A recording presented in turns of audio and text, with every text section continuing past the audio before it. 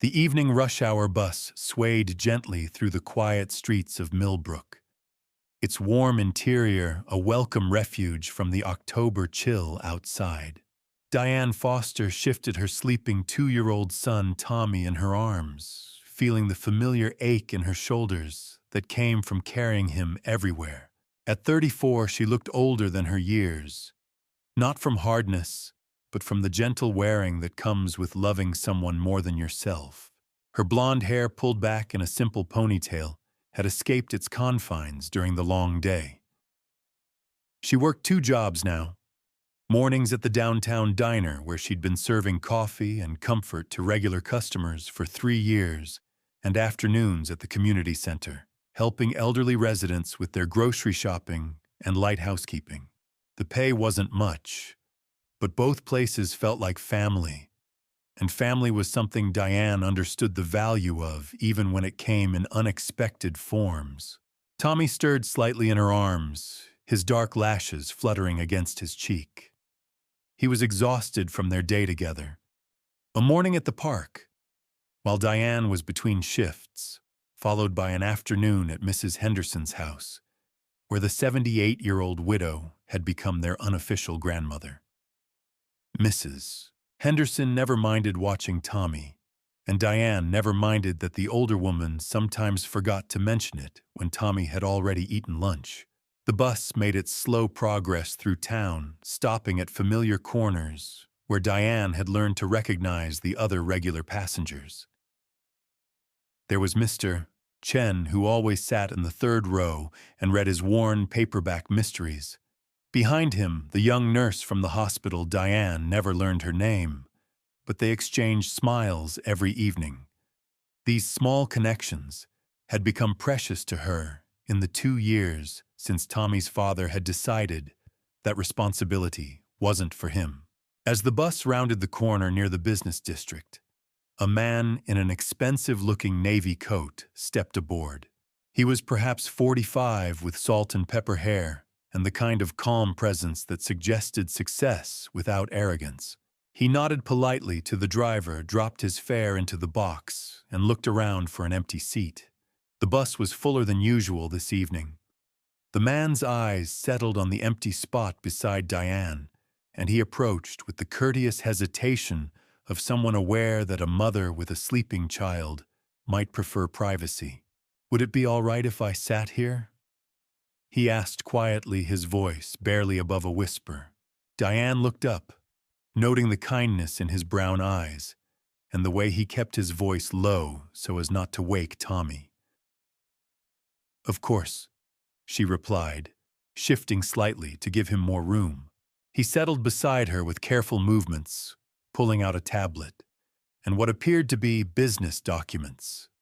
But instead of immediately burying himself in work, he glanced at Tommy with the soft expression that sleeping children seem to bring out in even the most reserved adults. "Beautiful boy," he said simply. "Thank you," Diane replied, a genuine smile crossing her tired features. "He's been such a trooper today. Long day for both of us." The man nodded with understanding. "Those are the hardest kind. When you're tired, but they're depending on you to keep going." Something in his tone suggested experience with such moments. Though Diane couldn't quite place what kind, she found herself relaxing slightly, her shoulders dropping from their perpetual state of alert readiness. As the bus continued its route, the gentle rocking motion and the warmth of the interior began to work their magic. Tommy was deeply asleep now, his small body completely relaxed in his mother's arms. Diane felt her own eyelids growing heavy. She'd been awake since 5 that morning, and the combination of physical exhaustion and the security of being safely on her way home made it difficult to stay alert. She fought sleep for several stops, but gradually, inevitably, her head began to nod. The stranger beside her noticed her struggle and gently moved his shoulder slightly closer, creating a more comfortable resting place should she need it.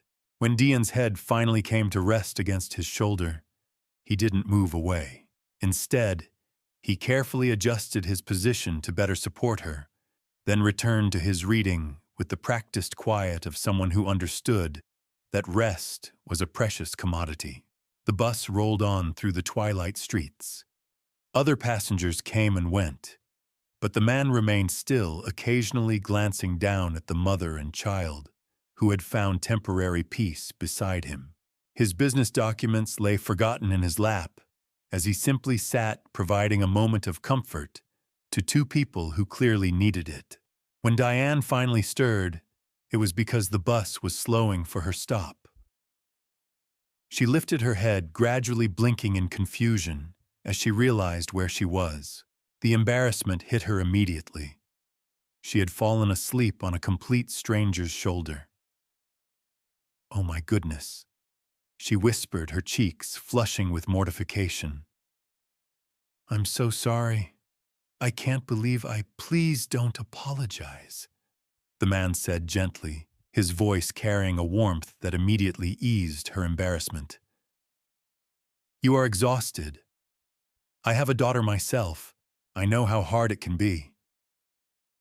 Diane looked at him more carefully now, seeing past her initial embarrassment to notice the genuine kindness in his expression. "Thank you for not waking me. That was very thoughtful." "Sometimes we all need someone to lean on," he replied simply. "As yo." Diane gathered her things and prepared to wake Tommy. The man reached into his coat pocket and pulled out a business card, but instead of handing it to her immediately, he pulled out a pen and wrote something on the back.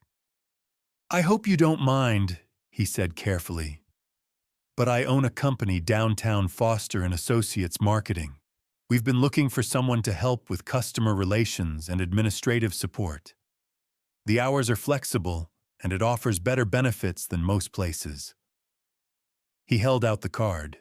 "If you're interested, please call me. My direct number is on the back."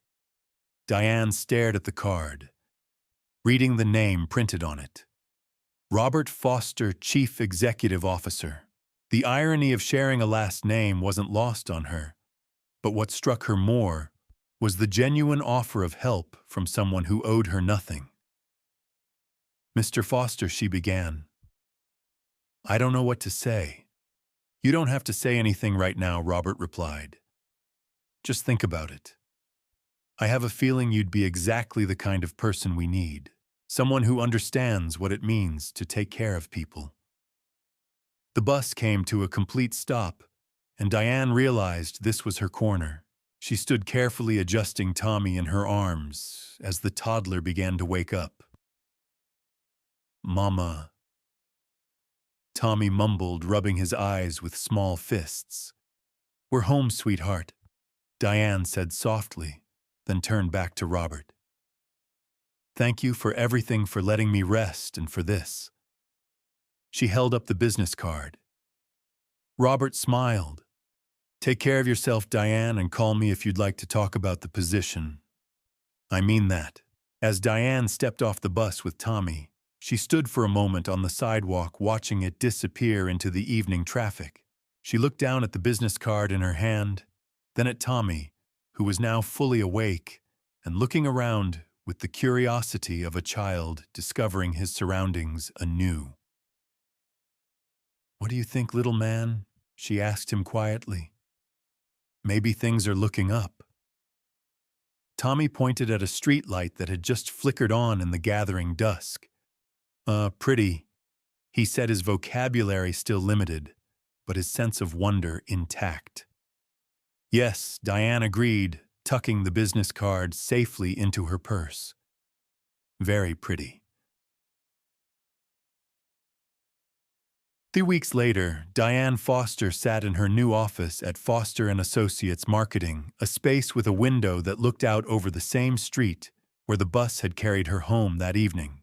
She had called Robert Foster the day after their encounter, and the interview had felt more like a conversation between old friends than a formal job assessment. The position was exactly what she had needed: challenging enough to use her intelligence and people skills, flexible enough to accommodate Tommy's schedule, and supportive enough to provide the stability they both needed. Robert had been true to his word about understanding what it meant to take care of people. The company offered excellent childcare benefits, and there was an on-site daycare where Tommy could spend his days playing and learning while Diane worked. But perhaps more important than the job itself was what it had taught Diane about accepting kindness. For so long, she had been the one giving to her customers at the diner, to the elderly residents at the community center, to Tommy, every moment of every day. Learning to receive help, to trust in the generosity of others, had been almost as valuable as the employment itself. On quiet afternoons, when Tommy was napping in the daycare and her work was caught up, Diane sometimes looked out her window at the bus stop below and remembered that evening when exhaustion had led her to rest her head on a stranger's shoulder.